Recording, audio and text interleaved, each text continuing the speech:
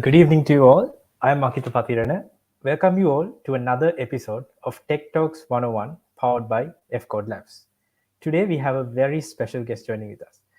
We have from Boston, United States, Mr. Chathura Rajapaksha joining with us. Chathura was born and raised in Sri Lanka.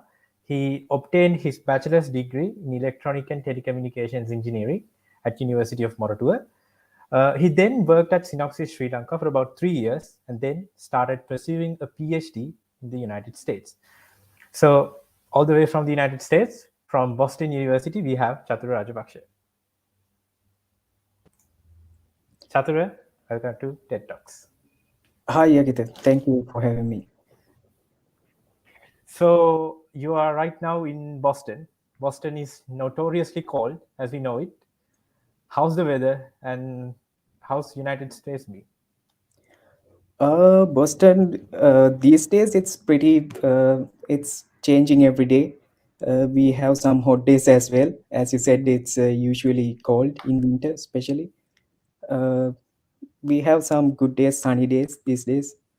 And yeah, you has been good as usual, doing the work. And yeah, we can talk more about that. Yes, we indeed can talk about it. So I guess we should go to our conversation. So for all of us or for those who are joining with us, you can send in your questions to us from Chatura. Now, first question, let's get to know Chatura Rajapaksha. Who is Chatura Rajapaksha? What does his school days look like? What does his childhood look like? So I went to school in Mahanam College, Colombo 3. So my Yeah. school days were like any student in academic wise. I was a ordinary student that usually go with the trend, especially in their teen years, teenage, and I was not a very bright student at all at the i- in my up to my ordinary levels, I would say. So I had to make an effort to learn anything, and luckily I had good teachers and my parents. So I am grateful for them to going through that. And for O levels, my results were a 6 A's and 3 B's. And then I went to doing A levels, and I selected math stream, and uh, I was able to get 3 A's in math streams, and was selected to University of Moratuwa. Yeah, that's how my school days were like. Yeah, so you got six A's, only 6 A's for O level. Now I think we all know when you think about a Moratuwa engineering undergraduate, you don't associate them with just 6 A's in O levels. So I guess you might have felt that as well at that time. I mean, what changed? 6 A's is unusual, right, for someone who's now at your position. Yeah, I would say yes. So most of the things we heard at that time, uh, we were like, you need to be very bright to go to University of Moratuwa, and that obviously came with 9 A's. They infer that Yeah. that almost all the time. Uh, so what changed is that so in Olival times, I was a usual kid that go with the trend. As you might know, we have a bunch of people that we associate with in the same age, and we have no idea of direction. Most of the students, I would say, and but at the when I'm nearing my O level exam, I realized that as almost any parent, I come from a middle class background, and I realized that they have a struggle to financially support uh, us. I have two brothers as well, so we were not poor by any means, but I saw the effort that they are making, to keep our education going. So I wanted to contribute to that. I knew that the easiest way to become financially independent as soon as possible is to get a good results in A levels and do go into a field that supports you, that you can go into a career pretty quickly. So that's what changed. So with that motivation, I started doing A levels. Even before I write my O levels, I had that determination. I think that because of that, I had a kind of early start for A levels, I would say. So I uh, at that time when I'm writing O levels, I just hope that I pass O level, that I don't have to do it again. That's the only kind of expectation I had from that. Other than that, I didn't expect any A's, so it doesn't matter to me at that point. I was gonna do A level no matter what, if I pass O levels. So I had that determination, and yeah, I started all A levels with that.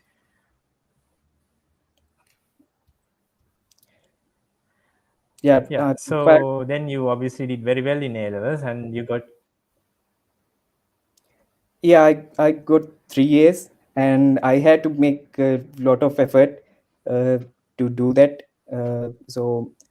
I had support from my family, my brothers, and uh, teachers as well. Luckily, I also had good teachers in A level as well. So uh, yeah, I had to maintain a lot of discipline, cope with a lot of distractions. So as you know, there are some people who they are they have come with some intelligence. They have some born intelligence, and not everyone uh, need to work hard at everything. uh, some people understand things better than other people, so that's always there. So in my case, I had to work hard to get up to speed from that, and I think the key point is that I have a early start, and uh, don't associate your O level results with A level results. That I have to say. From what I observed, it's not same thing. It's completely different. The subjects that you study, the concepts, their abstraction level, all the things are different. And if even if you don't excel in O level, you can definitely excel in A level as long as you put in the effort. So yeah, have that determination. That's the key, I would say. So I think now that you have gotten to University of Moratuwa, let's talk about that Moratuwa experience, your university experience. Now you're obviously doing your PhD. So looking back at those years, back at those 4 years, are there any regrets? Do you think you could have done things differently? And what was that general experience like? General experience was really good. I had a great time, best time of my life, best days, uh, and I of course got selected to do electronic and telecommunication engineering, and I there were a lot of work. So there's no difference there, but still, yeah, Yeah. you have time to enjoy, uh, and you can make time to enjoy. Basically, from my experience, I did music as well. I was associated with the Classical Music Society of University of Moratuwa, and I I got to do a lot of things with them, and that was a really good experience as well. And all the people in our department, we organized a lot of events, and yeah, other than the academics, there were a lot of things, and yeah, I really enjoyed my 4 years in University of Moratuwa. It was full of events, and yeah, uh, it was great. As per regrets, I think so. In my case, I didn't get my first class. I got a second upper. So that's one regret I had. If I could have made some effort, some more effort, I would have gotten that. So that was one regret. So yeah, that's an interesting fact as well. So in my case, I was gonna go for industry. That was my plan all along. uh, I didn't have inclination towards academy, I would say. uh, I want to do a job, something that's hands-on. And because of that, I think uh, I didn't make that extra effort to get the first class at the last semesters. So that was a regret that I had, because anyway, if you are doing a degree, it's good to get the first class if possible. You never know how your decisions will change uh, with the time. So it's always try to do your best and get the results.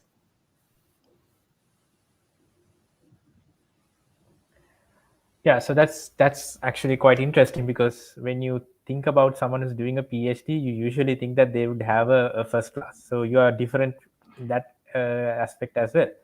So as you said, you weren't really interested in doing a PhD at first. You went into the industry, and Yeah. you actually worked in the industry for quite a while. So what was that experience, and what are the most important takeaways from that experience? So I joined Synopsys, as you mentioned. As the people don't know, it's one of the best tech companies in the world as well, and they have a branch in Sri Lanka, and they do quite interesting work. And I was lucky enough to get recruited by them, as well as many people from our department. And work was really good, and uh, I got a lot of experience with different things. It was a different experience, completely different experience than the university experience that we got. And there were a lot of things to learn. Uh, and yeah, one of the key points that I learned was basically to manage your time, manage your work-life balance. So that's a really good outcome that I got from Synopsys and working in the industry. And yeah, how to work in a corporate hierarchy, basically. uh, yeah, it was a great time. Yeah, so as you said, your initial plan was obviously to go into the industry. You actually did that, worked there for 3 years, and then something changed. Something changed, and you changed your path, started thinking about doing a PhD. Why did you select that? Why did you make that decision? uh, yeah, so I always from the last day of university, I always wanted to do something dynamic, something hands-on. And I had that passion, and when I recruited, that work was also interesting, and I was going in my path, as you said. And after a while, I was involved in another project with my colleagues, my friends and colleagues, Ashen and Vitulsan. So we in our spare time we built a processor, uh, and it was interesting for me. And yeah, we went into running Linux on it. We developed it in our spare time. It was a good hobby, I would say, while working. And that that kind of reignited my passion for research. uh, so I would say one thing that I missed in my undergraduate days was I got to do an internship in Singapore, uh, Singapore University of Technology and Design. So at that time, I had quite a good experience in research. I was exposed to global level research that they do in there. So I got a lot of knowledge from that, and I had a great experience there. And this project that we did in our spare time kind of reignited that passion, and passion from the last days of university. So I think that's the key point that got me to change my path. Uh, I I wanted more dynamic work. So that's why basically I changed my path.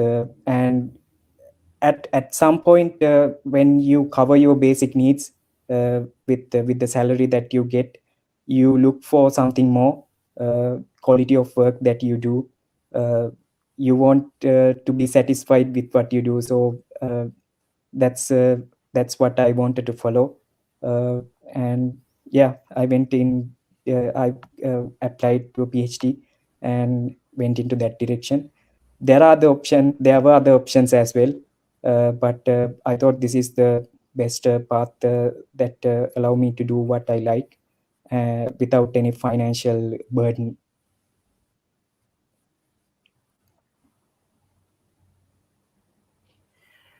Right.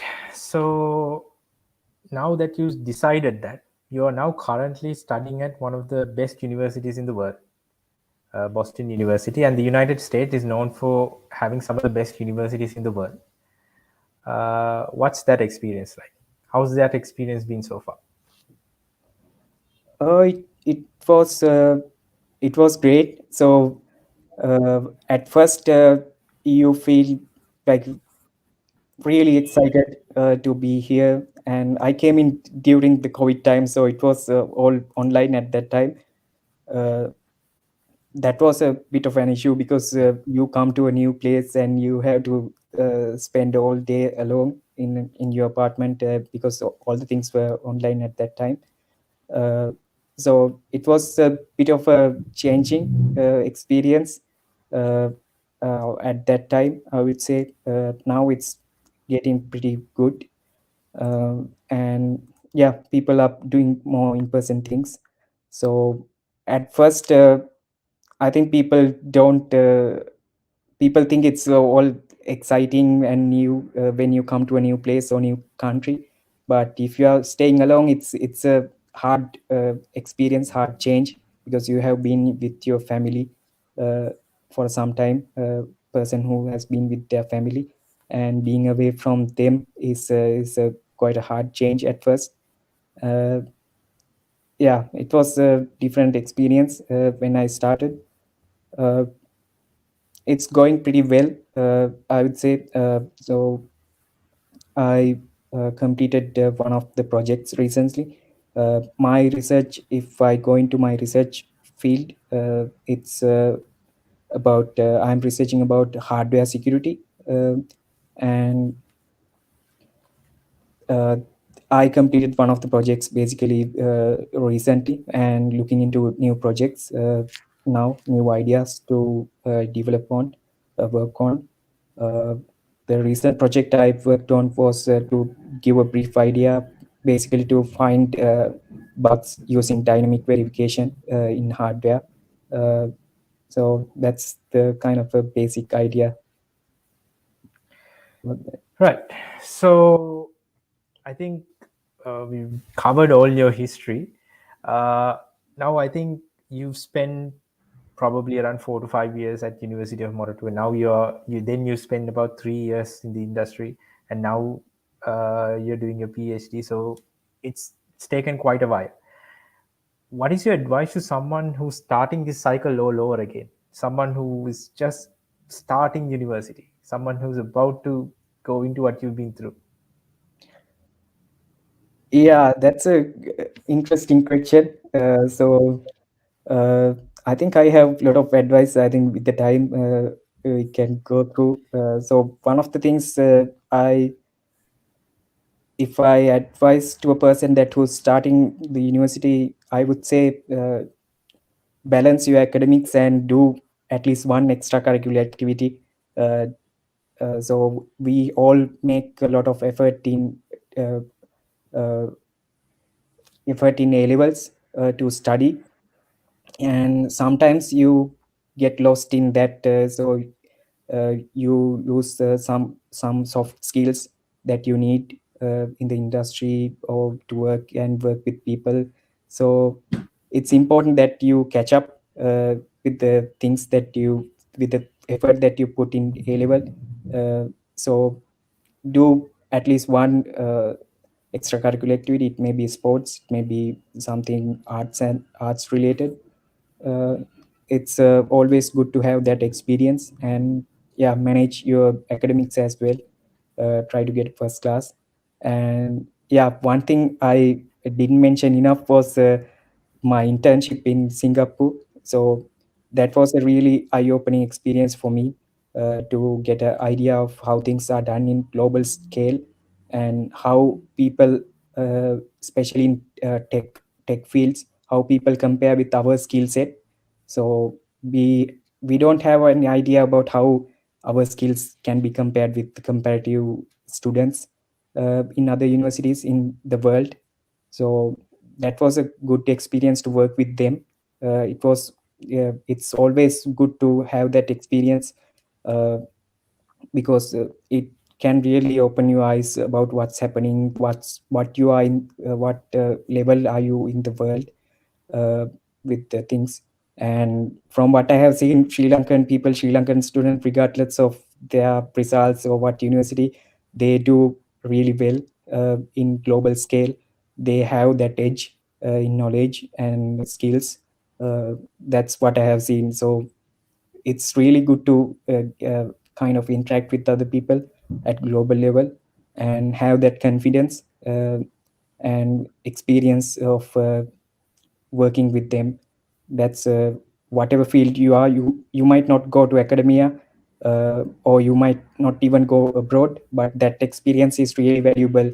uh, Working and having that confidence is really uh, really can change your life. So I would suggest that if you can, try to find opportunities in other countries for internships while you're doing undergraduate. uh, I'm pretty sure there are a lot of opportunities. So when it comes to international level, they don't consider whether it's a private university that you are in or government university. We all are at the same level. What they care is your grades up to now, what your effort has been, which is shown through your grades uh, up to now, and the skill sets that you have. So whatever field you are, you can apply to internships. uh, it might be online during with the things that going on now, but still it can be a good experience to interact with people outside your country, and have an idea what's happening in the world and what's your place in there. So having an early idea about that can really help your career, whatever field that you go. So I would suggest doing that if you can. Well, I think it's been about 30 minutes. We've had a very interesting conversation. So I guess it's time to wrap things up. Chathura Rajapaksha, thank you very much for joining with us. It's been a pleasure having you on. Yeah, thank you very much for having me as well. And I have to thank you, Buddhisha, and Tarindu and Ramesh as well, to driving these efforts, and Akita to handling today's session. You guys are doing a great job, and keep continuing doing great things. And good luck to you as well. Well, thank you very much and good luck to you as well. So that's it. We've come to an end of another very interesting conversation with a very interesting person. Hope you join with us and we will come to you soon with a new episode. Thank you and good night.